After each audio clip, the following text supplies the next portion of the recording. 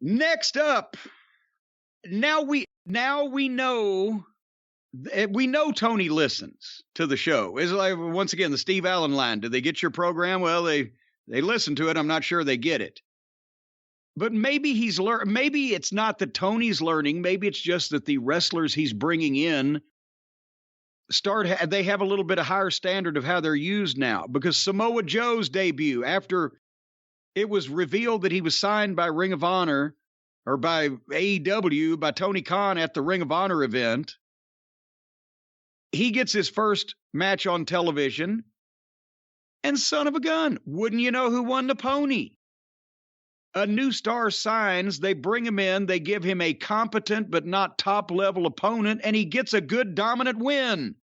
It's almost like they're trying to start Joe from the beginning, instead of starting him at the end and having him work his way to the start. Samoa Joe versus Max Caster. The only thing who is Caster pissed off? He does a job on every television program now. I don't know what they're thinking is if it's that they're giving him TV time, they're letting him get a positive exposure because he does his rap and he's super overdoing it, but they can't justify the wins. I don't know what it is, but I love seeing him on the show. He's become one of my favorite guys on the show, but they beat him every time he's on the show. And I guarantee you somebody's told Tony, oh, well, while his partner's injured, just go ahead and use him. You can use him to put guys over because a tag team's a different thing. No, a loser's a loser. And they are establishing that Max Caster comes out and entertains everybody for 45 seconds verbally and then gets beat. And that's going to ruin their tag team because when the other guy comes back, they go, oh, there he is partnered up with that fucking loser Caster. What Anyway, they're booking this. Oh, it's all entertainment, so who gives a shit? And for the set number of people that watch this program every week, they don't, but others would. That's why they're not watching. But Joe is going to kill you. The people in Boston still remember. And Joe got all over him.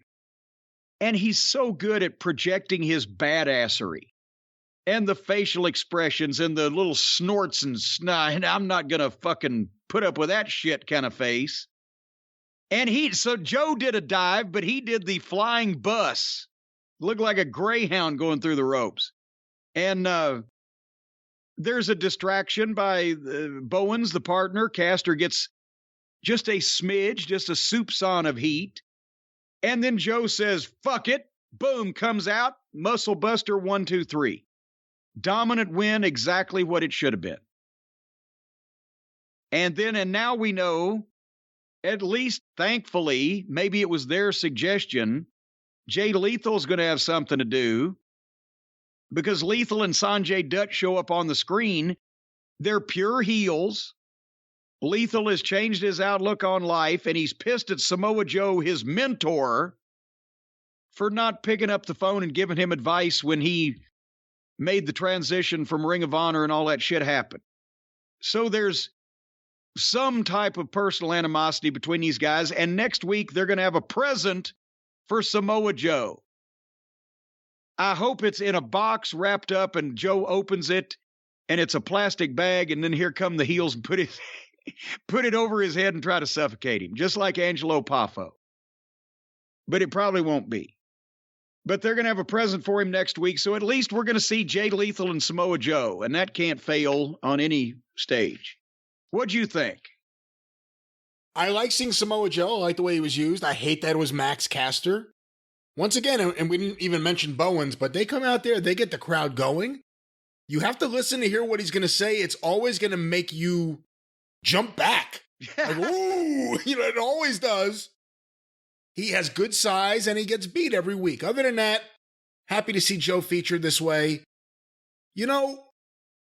I think the sad thing is Jay Lethal was over as a babyface, even though they were beating him, and he was getting such a great reaction, especially in that Moxley match. And then they went with him as a heel. I don't know what they're going to do with Sanjay Dutt. It's the first time I've seen Sanjay Dutt on TV in many, many years. I forgot all about him. I don't know about that. The one thing I am excited about, it kind of hit me when I was looking at Joe out there and made me think of when I first saw Joe. And the first thing that made me seek out Ring of Honor and Samoa Joe, and that was Samoa Joe versus CM Punk. And you got to think, knowing Tony is a Ring of Honor mark to the point, and I mean that in a positive way, to the point that he bought the company, you got to think we're going to get CM Punk versus Samoa Joe unless one of these guys objects to it. One would hope, because then, and I agree with what you said about Lethal, and he was over as a babyface, but at least if they're going to use him and we're actually going to get to see him, we'll overlook the rocky road of getting him there. No, it doesn't make sense for him to be a heel all of a sudden, but he wasn't getting used as a babyface. What would you do with Caster if his partner is going to be out for a significant period of time, but you could still have him out there? You know, he's part of the act. I mean, he's kind of like, not a cheerleader, but he gets the crowd going.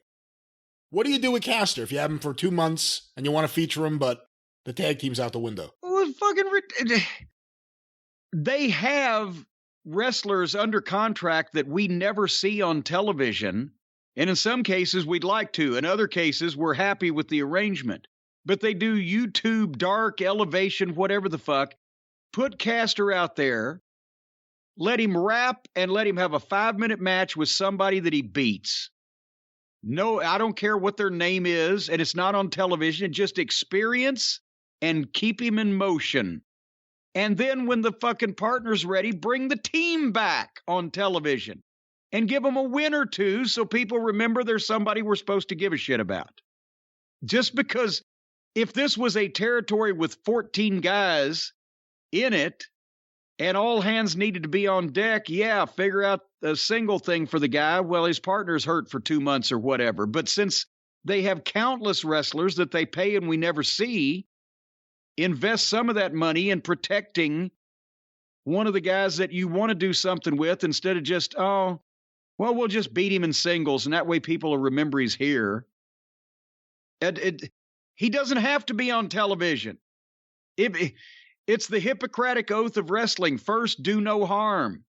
If you want to use a guy in the future, but you can't book him right now in such a way that is beneficial to him, and you got all that money, just leave him the fuck off, or let him just get wins over there and get some experience if he needs it. If Caster was a veteran, I'd say leave him off. Since he's not, give him some experience.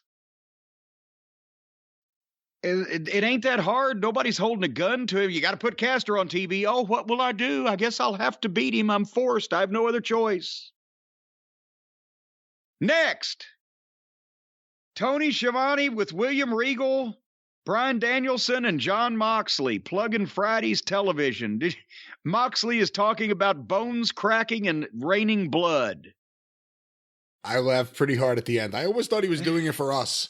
When he said, whatever, there'll be a river of blood. I was like, oh, come on. We make fun of you doing this. Blood will flow like wine through the streets of the town.